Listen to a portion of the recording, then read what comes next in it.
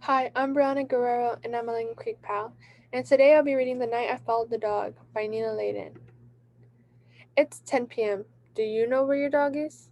Have you ever wondered where dogs go at night and what they do?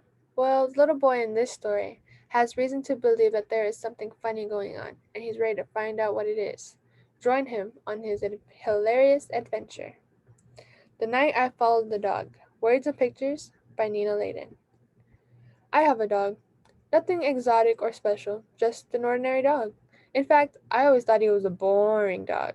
What I mean is, he can fetch, roll over, and shake hands, but mostly he sleeps and eats. I used to think that our next door neighbor had the best dog in the world. Their dog can sing and change the channels on the TV. Their dog always wins medals in obedience school. But I don't think their dog is so great now, not since the night I followed my dog. Every night, I let my dog out, and he runs off into the darkness with his tail wagging. The next morning, I let him in, and he heads straight for the food bowl. But one morning, I knew something was funny when I opened the door a little bit earlier than usual, and I saw my dog jump out of the limousine, wearing a tuxedo. Before I could look twice, he disappeared into the backyard. I opened the kitchen door and whistled. When he came into the house, he was the same as he always is, hungry. I really wasn't sure that I believed what I had seen, so that night I decided to follow him. I wore dark clothing so I wouldn't be noticed, and I left my bicycle near the door so I'd have it close by. When I let the dog out, I slipped out too. I took out the garbage so he wouldn't suspect anything. The dog went straight to his doghouse. I saw a light go on inside. Slowly, I snuck around the backyard and peeked into the doghouse. This was not the doghouse that I had helped build. Inside, there was a living room, a bathroom, and a huge closet full of fancy clothes. The dog was in the bathroom. He was wearing a tuxedo and fumbling with the bow tie. When he came out, he casually walked out of the doghouse, across the yard, and down the street. I grabbed my bicycle and followed him. 2 blocks later, I saw a limousine pull over. The dog got in, and the car took off. I started pedaling faster. The car headed across town. I thought I would lose them, but luckily, they were stopped by a few red lights. After a while, I found myself in a part of town that I had never seen before. The buildings all seemed to be empty, and it was very quiet. The limousine stopped. I hid and watched my dog get out. He disappeared into a building, and the limousine pulled away.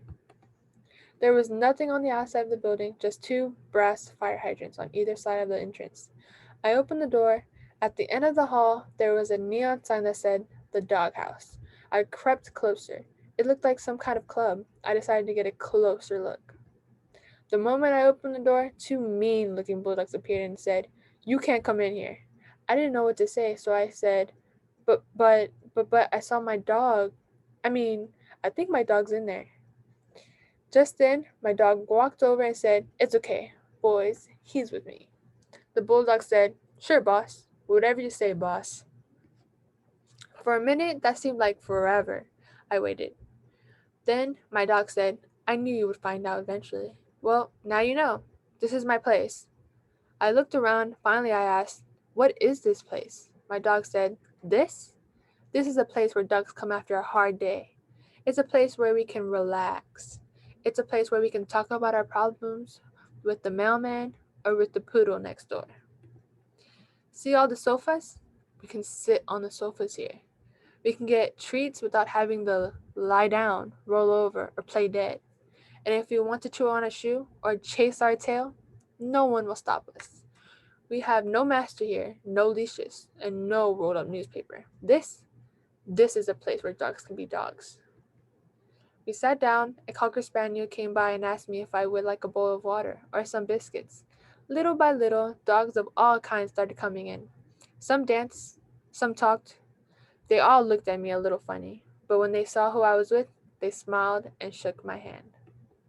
At one point, my dog waved to an Afghan with a camera. She came over to our table and took a picture of us together. Being with my dog made me feel like a movie star. Just when I was really starting to enjoy myself, I looked at my watch. I told my dog I had to leave or I'd get in trouble. He nodded. I think he was about to say something, but a glamorous greyhound grabbed his paw and whisked him into the dance floor. As he was getting up, he tossed me the photo of the two of us. Then he bowed slightly and disappeared into the crowd. It was way past my bedtime. As I pedaled home into the cool night, I thought to myself, now I'm really going to be in the doghouse. But then again, that might not be so bad. The end.